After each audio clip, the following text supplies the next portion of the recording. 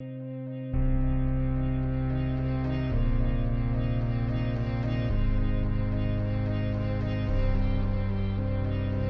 be afraid to try whatever, even if the idea in the beginning is stupid. Yeah. You know, because a lot of ideas in beginning stages, not mine, of course, mine are just insane from the moment I think of them. Of course. But sometimes ideas, you know, they're not always the greatest. Yeah. No, I mean, you know. Don't be afraid to fail, basically, to get somewhere else, to get on the journey. Absolutely. Yeah. So if you say one thing, that's gonna spark another thing to lead to a better thought. Yeah. We're kind of the underdog. I feel like we've always been the underdog, and that's kind of how, you know, I've always taken that, kept that with me. You know what I'm saying? That I want to say fighting spirit that Detroit has. You know, because Detroit, you know, is so resilient. You know, like I feel like our like people there, we have this, you know, kind of Detroit versus everybody mentality, because I feel like people, the way that people look at us, they always count us out. You know what I'm saying? So I know that attitude is displayed a lot in my music, but I think that's where it comes from. Is just from, you know, just feeling like we're being counted out.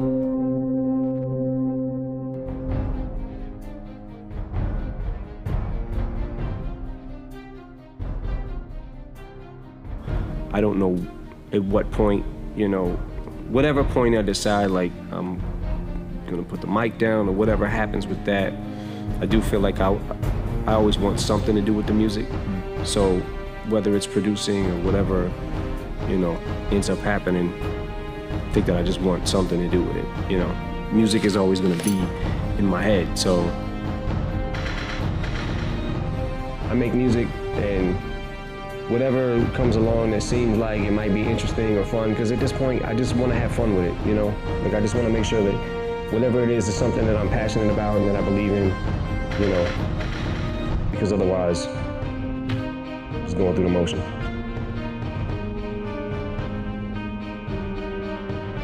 For a guy who hated school, who, you know, was in the 9th grade 3 times, you spend all your time thinking about words. I found that no matter how bad I was at school, like, and no matter how low my grades might have been at sometimes, I always was good at English. I heard that you used to read the dictionary. I just felt like I want to be able to have all these words at my disposal in my vocabulary at all times, whenever I need to pull them out. You know, somewhere they'll be stored, like, locked away.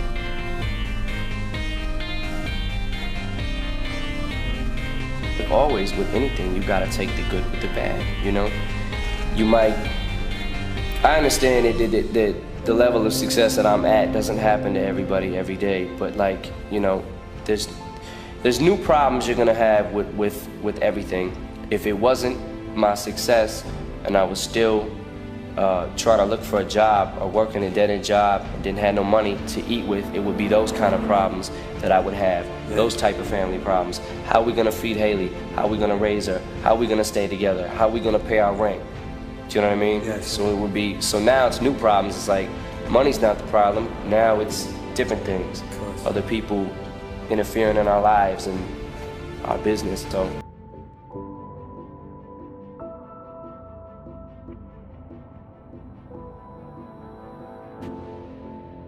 Had it in me, but wasn't quite sure how to bring it out yet. I wanted people to hear me so bad, and I wanted to do my shit, but it was like, you know, them jitters and then I'm scared, I'm not scared. That whole struggle and everything, especially early on for me, which I love being on stage and stuff like that. Once I got a mic, I was cool, but it was that prompting me to do it and get up there and not be scared to grab that and just rock. I feel like anybody can do anything they set their mind to. But it depends on how bad you want it, and I wanted to do it. You know, at this stage of my life, I don't feel like there's too much that I can't do. I don't mean to sound cocky enough, but if I like really, really want to do it, I don't give up that easy. I had to admit that I had a problem. I had to, I think I had to I had to be ready for myself. Like I had to be ready for me. I know that it's, you know, I don't mean to make it sound cliche, but you have to do it for yourself. You know, you can't do it for other people. And I think that when I went to rehab the first time back in, I think 2005, I felt like I was doing it for other people. I wasn't doing it for me. So I kind of went in, fought the system, didn't really want to listen to what anybody had to say about it. And I felt like, well, I don't have a problem like these people, you know. I just take this because I just take these pills because I can't sleep. I have a sleeping problem. I just take, you know, Vicodin for recreation, you know. And, you know, then I went through a really rough period after I came home from rehab, and I lost my best friend, and kind of the reins were off. It was kind of just like, you know, screw it, this is like, you know, and from there I really went downhill, and that's when I overdosed, got out the hospital, relapsed a short time after that, basically scared of myself, and went to some people and was like, yo, I got a problem, I need help, I can't beat this on my own. Because the whole time I think I was thinking that I could, but I couldn't. First, before anything, I'm a father before I'm a rapper. So, you know, my daughter comes first no matter what, and if there's important things going on in her life that I need to be there for, then I'll drop what I'm doing, or we schedule around it. And a lot of times I take her with me, and you know, she's been on the road with me before, so she's like my little homie, man. Like she's like my little sidekick sometimes. It's hard, like I'm not gonna front, like sometimes it gets hard to try to balance them out, but like I said, before anything, I'm a father. There was certainly like a rebellious, like youthful rage kind of in me. And there was also, you know, the fact of the no getting away from fact that I am white, you know, and this is predominantly black music, you know, and people telling me you don't belong, like you're not gonna succeed because you're this color. Then you want to show those people that, you know, that you can and you will. I grabbed the mic, like, yo, like in front of actual people that mattered, you know what I'm saying? Like at a club, I got booed. I remember that. Very traumatic for me. And I think at that point, like the 8 Mile thing was kind of, that's when I was taken from or whatever. And I think I went home like, man, I quit. Right. And then, you know, maybe a couple days later, a week later, I got the urge to like, nah, man, I gotta get up, gotta do it again. I finally found something that, yeah, this kid over here, you know, he may have more chicks, like he may have better clothes or whatever, but he can't do this like me. You know what I mean? He can't write what I'm writing right now. And it started to feel like, you know, maybe Marshalls get a little respect. My dream was for like,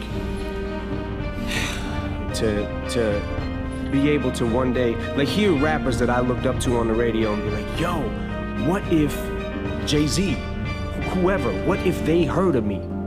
What if they thought I was dope? You know what I'm saying? Like that was where my mentality always was with it.